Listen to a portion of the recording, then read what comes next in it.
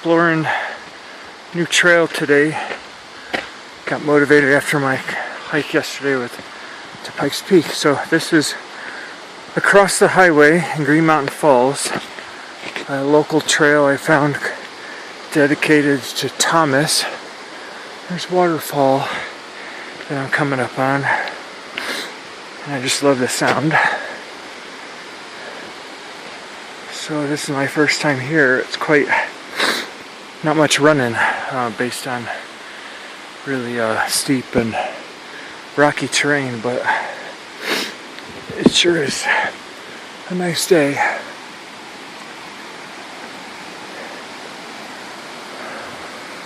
So I guess this is it.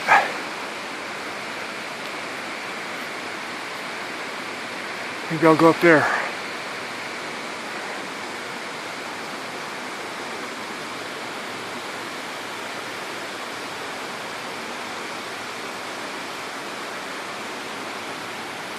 The highway's right over there.